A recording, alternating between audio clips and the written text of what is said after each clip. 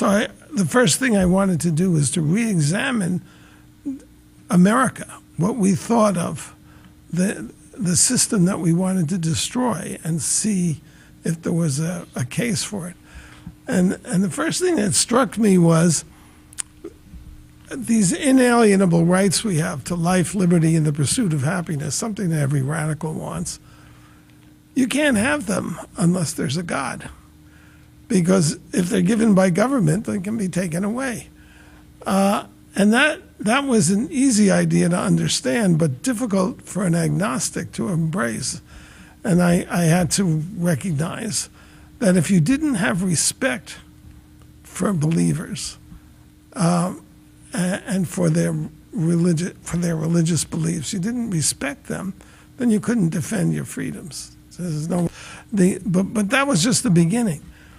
98% of the people that settled America and created the United States of America were Protestant Christians, 98%.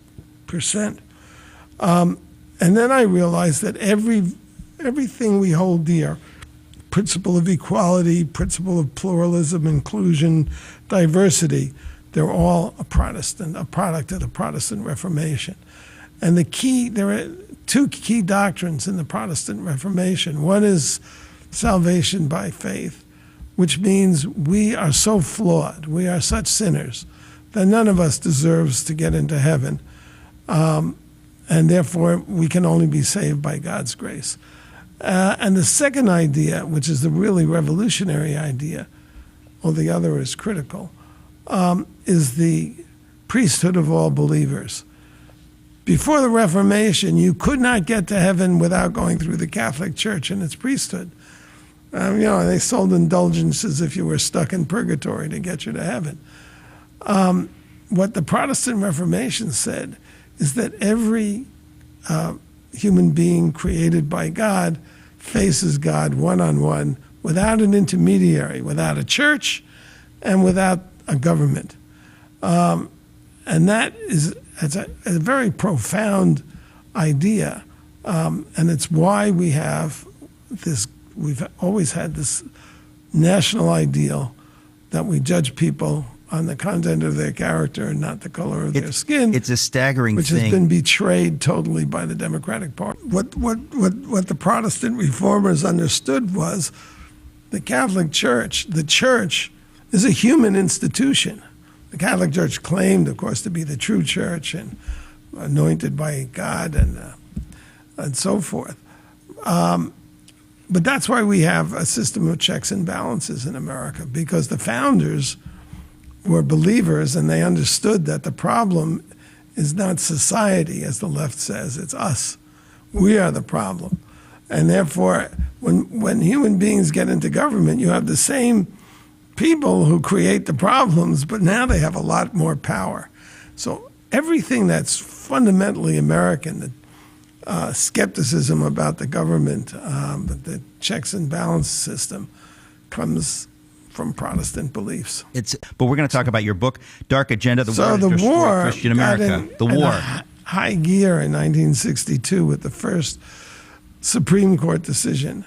Okay, that's the War to Destroy Christian America. That's right. Okay. To take prayer out of the schools. For 170 years, there have been prayer in the schools.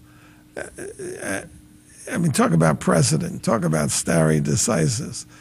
But these happen to be 6 lawyers appointed for life by politicians. That's what the Supreme Court is.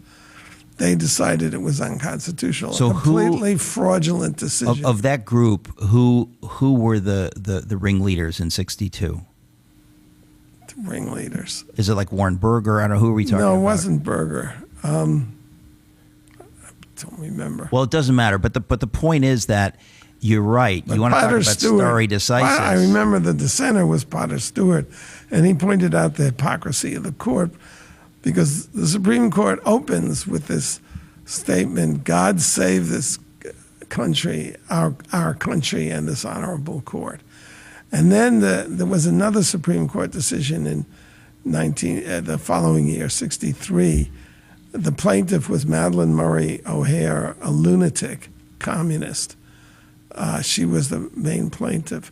She had tried to defect with her family to the Soviet Union the year before she launched this campaign against prayer in the schools. Why didn't we let her defect? What were we thinking? No, the Russians didn't want her in. Oh, they saw she was a lunatic. They're not so stupid. But the Supreme Court didn't. And the upshot of this is that you can't teach, if your kid is going to a public school, they cannot be taught that the Pilgrims were Christians. They can be taught the first Thanksgiving, but they can't say in school who the thanks was given to, which is God. You can have the Hopi Indians praying to Mother Earth, but you can't have Christians praying to Jesus. I mean, it's a madness. There's no question. Well, it's worse than that because it's robbed all of our young people. And if you didn't notice, just look at Cortez and her communist cronies, robbed young people of the knowledge of what their freedoms are based on. How did we get to these freedoms? If you can't talk about the religious origins of this country, you can't talk about it. Because, of course, all these Protestants were fleeing religious persecution in countries where the state had established a religion. Well, not only were they fleeing religious persecution, but they wanted, I mean, obviously, John Winthrop is quoting Jesus when he says, we want to be a city on a hill. In other words, they wanted to be a model of Christian civilization and democracy for the world. Our youth in public schools have been completely robbed of this knowledge. This is an atrocity committed against our country. And with our tax dollars. And against these children. And then, of course, the Supreme Court went on to an even more fraudulent and horrendous decision, which is Roe v. Wade.